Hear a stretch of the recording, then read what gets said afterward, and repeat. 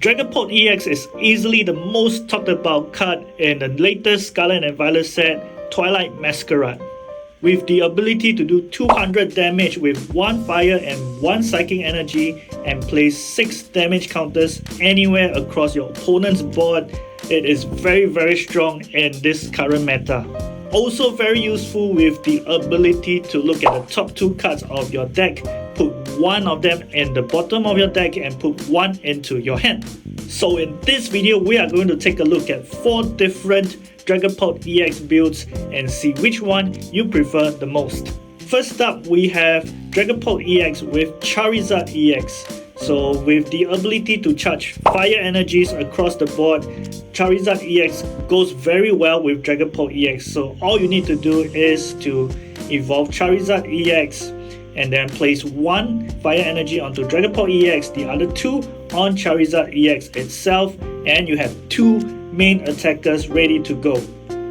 So most of the time you don't want to use Rare Candy for Dragapult EX, you want to Rare Candy to Charizard EX and then use Drakloak to draw the cards that you need. And Scoop Up Cyclone is very useful. It's what I think most Dragapult EX use for their ace pack, because you can always Scoop Up Cyclone 1, inject Dragapult EX up, shift a Drakloak out and then evolve it, right? And then if you have any Drippies onto the bench, you can evolve those to a Drakloak as well.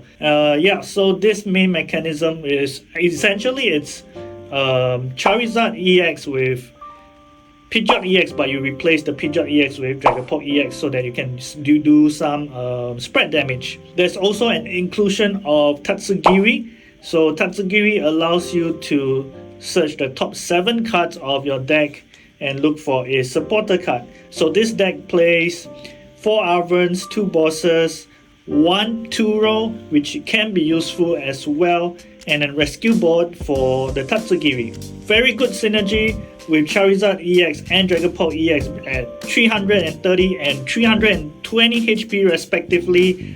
This can be very hard to take down. Next up, we take a look at the pure Dragapult EX build, which means Dragapult EX is your only attacker. So this build uses Xatu and Natu to charge your psychic energies onto your Dragapult EX, and then you have Radiant Alakazam to spread damage counters across the board. We also have TM Devolution in the event that you are facing decks that need to Rare Candy or Stage 2 decks. The idea is to spread damage counters across the board and then devolve and take multiple prizes in one turn. This deck plays only 2 Rare Candies because you only want to Rare Candy once to a Dragapult EX early. Other than that, you want to use Drakloak to keep drawing cards. The next build is a Saberzard build with Dragapult EX. One of the main problems that many Lost Box decks face is if you don't have Chorus's Experiment in your hand, it's very hard for you to move. So with Drakloak in play and with Comfeast in play, it gets a lot easier for you to get to the cards that you need, including Chorus's Experiment or Mirage Gates and whatnot. And also one main weakness of Dragapult EX decks is you don't have a lot of early game damage if you don't find your Rare Candy into your Dragapults. So the Lost Box engine solves that by having Cramorant as your early game attacker, and then you have Dragapult EX to clean up after. We also include Radiant Charizard as a late game attacker that can deal huge damage.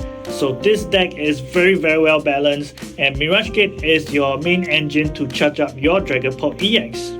The last build we are going to take a look at is the Pidgeot EX build. So with this build, you can get to your Dragapult EX quicker than other builds, I suppose, because you have Pidgeot EX and you have 4 Rare Candies.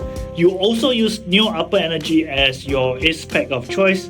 With Pidgeot EX, it's not so difficult to find it, so Neo Upper Energy makes up for the lack of energy charging mechanism in this deck.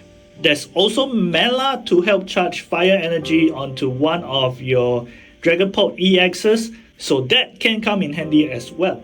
Here are some other cards that you might want to consider putting in your Dragapult EX deck. First up, we have Enhanced Hammer and Temple of Sinnoh. This is to stop Mist Energy because damage counters is an effect of an attack and Mist Energy blocks that.